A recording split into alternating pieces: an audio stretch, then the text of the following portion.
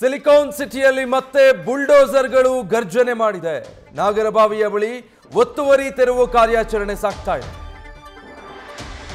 ಬಿಡಿಎನಲ್ಲಿ 9 ಎಕರೆ 13 ಗುಂಟೆ ಭೂಮಿ ಒತ್ತುವರಿಯಾಗಿತ್ತು. ಈಗ ಆ ಒತ್ತುವರಿಯನ್ನ ಬಿಡಿಎ ತೆರವು ಮಾಡೋದಕ್ಕೆ ಮುಂದಾಗಿದೆ. ಸುಮಾರು 500 ಕೋಟಿ ಮೌಲ್ಯದ ಬಿಡಿಎ ಭೂಮಿ ಇದು. 9 ಎಕರೆ 13 ಗುಂಟೆ ಜಾಗ. ಸದ್ಯ ಪೊಲೀಸರು ವಶಕ್ಕೆ ಪಡೆದು ಅಲ್ಲಿ ಈಗ ಅದನ್ನ ಸಂಪೂರ್ಣವಾಗಿ ಒತ್ತುವರಿಯನ್ನ ತೆರವು ಕಾರ್ಯಾಚರಣೆ ಮಾಡ್ತಿದ್ದಾರೆ. ಬಿಡಿಎ ಇತಿಹಾಸದಲ್ಲೇ ಇದು ಅತಿ ದೊಡ್ಡ ತೆರವು ಕಾರ್ಯಾಚರಣೆ ಅಂತ ಹೇಳಲಾಗ್ತಾ ಇದೆ. 9 ಎಕರೆ 15 ಗುಂಟೆ ಜಾಗ, 500 ಕೋಟಿ ರೂಪಾಯಿ ಮೌಲ್ಯ. ಇದನ್ನ ಈಗ ಒತ್ತುವರಿ ಮಾಡಿಕೊಳ್ಳಲಾಗಿತ್ತು. ಅದರ ಮೇಲೆ ಕೇಸ್ ಕೂಡ ನಡೀತಾ ಇತ್ತು. ಈಗ ಬಿಡಿಎ ಪರವಾಗಿ ಆದೇಶ ಬಂದಿರೋದ್ರಿಂದ ಬೆಂಗಳೂರಲ್ಲಿ ಮತ್ತೆ ಬುಲ್ಡೋಸರ್ಗಳು ಘರ್ಷಣೆ ಮಾಡ್ತಾ ಇದೆ. ಸೊ ಸ್ಥಳದಿಂದ ದೃಶ್ಯಗಳನ್ನು ನೋಡ್ತಾ ಇದ್ದೀರಾ. ಯಾವ ರೀತಿ ಬಿಡಿಎ ಜಾಗ ಒತ್ತುವರಿಯಾಗಿತ್ತಲ್ಲ ಅದನ್ನ ತೆರವುಗೊಳಿಸ್ತಾ ಇರುವಂತಹ ಕಾರ್ಯಾಚರಣೆ ಸಾಗ್ತಾ ಇದೆ ಅಂತ.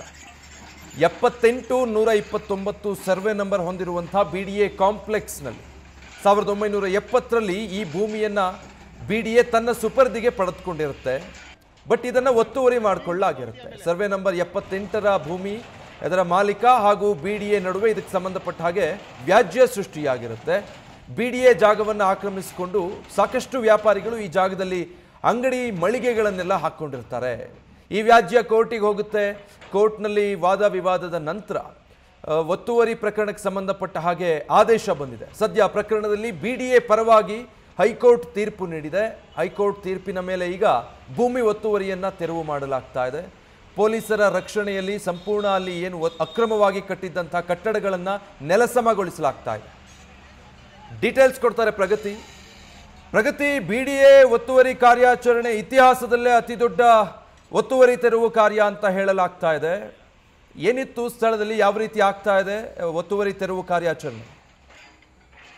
ಸುಮಾರು 7:30ಯಿಂದಲೂ ಕೂಡ ಈ ಒತ್ತುವರಿ ತೆರವು ಕಾರ್ಯಾಚರಣೆ ಆಗ್ತಾ ಇರುವಂತದ್ದು. ಅಂದ್ರೆ ಬಿಡಿಎ ಎಕ್ಸಿಕ್ಯೂಟಿವ್ ಇಂಜಿನಿಯರ್ ಆಗಿರುವಂತಹ ರವಿಕುಮಾರ್ ಅವರ ನೇತೃತ್ವದಲ್ಲಿ ಅವರು ಮತ್ತೆ ಅವರ ಟೀಮ್ ನ ಜೊತೆಗೆ ಈ ಒಂದು ಒತ್ತುವರಿ ತೆರವು ಕಾರ್ಯಾಚರಣೆ ಆಗ್ತಾ ಇದೆ. ಈ ಒಂದು ವಿವಾದಿತ ಭೂಮಿಯಲ್ಲಿ ಅಂದ್ರೆ ಈ ಭೂಮಿ ಬಿಡಿಎಗೆ ಸಂಬಂಧಪಟ್ಟದ್ದು ಅನ್ನುವಂಥದ್ದು ಬಿಡಿಎ ವಾದ ಆಗಿತ್ತು. ಆದ್ರೆ ಪ್ರೈವೇಟ್ ಪ್ರಾಪರ್ಟಿ, ಇದು ತನಗೆ ಸಂಬಂಧಪಟ್ಟಿದ್ದು ಅಂತ ಒಬ್ಬ ಪ್ರೈವೇಟ್ ಓನರ್ ಕೂಡ ಕ್ಲೈಮ್ ಮಾಡ್ಕೊಂಡಿದ್ರು.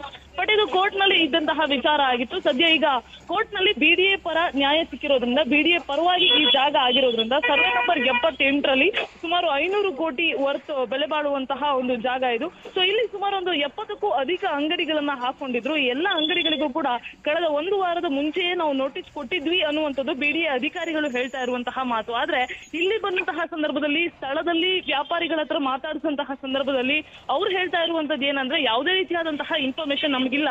ಕೊನೆಯದಾಗಿ ಒಂದು 4 ದಿನಗಳ ಹಿಂದೆ ಒಂದು ನೋಟಿಸ್ ಅನ್ನ ಕೊಟ್ಟಿದ್ರು. ಇದು ಬಿಡಿಎಗೆ ಸಂಬಂಧಪಟ್ಟಂತಹ ಪ್ರಾಪರ್ಟಿ ಆಗಿರುತ್ತೆ, ಇಲ್ಲಿ ನೀವು ಯಾರು ಕೂಡ ಅಂಗಡಿಗಳನ್ನ ಹಾಕೊಳ್ಬಾರ್ದು ಅಂತ ಒಂದು ನೋಟಿಸ್ ಅನ್ನ ಕೊಟ್ಟಿದ್ರು.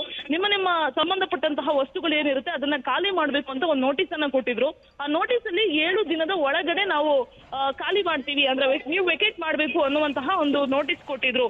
ಸೊ ಇನ್ನ 7 ದಿನ ಟೈಮ್ ಅಂದ್ರೆ ನಮ್ಗೆ ಮಂಗಳವಾರಕ್ಕೆ 7 ದಿನ ಮುಗಿಯುತ್ತೆ. ಸೊ ಅಲ್ಲಿವರೆಗೂ ಟೈಮ್ ಇದೆ ಅಂತ ನಾವು ಅನ್ಕೊಂಡಿದ್ವಿ.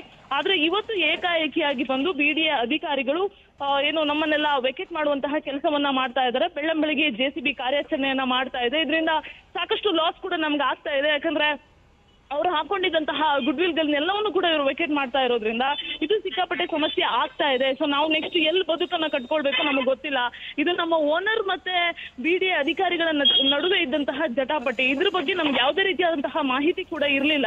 ಓನರ್ ಕೂಡ ನಮಗೆ ತಿಳಿಸುವಂತಹ ಪ್ರಯತ್ನ ಮಾಡಿಲ್ಲ ಅನ್ನುವಂಥದ್ದು ಇಲ್ಲಿರುವಂತಹ ವ್ಯಾಪಾರಿಗಳು ಹೇಳ್ತಾ ಇರುವಂತಹ ಮಾತು. ಆದ್ರೆ ಅಧಿಕಾರಿಗಳು ಮಾತ್ರ ಕ್ಲಿಯರ್ ಆಗಿ ಹೇಳ್ತಾ ಇದ್ದಾರೆ, ನಾವು ಆಲ್ರೆಡಿ 3 ನೋಟಿಸ್ ಅನ್ನ ಕೊಟ್ಟಿದ್ವಿ, 2 ನೋಟಿಸ್ ಮುಂಚಿತವಾಗಿ ಕೊಟ್ಟಿದ್ವಿ, ಕೊನೆಯ ನೋಟಿಸ್ ಇದು ಅನ್ನುವಂಥದ್ದು ಅಧಿಕಾರಿಗಳ ವಾದ.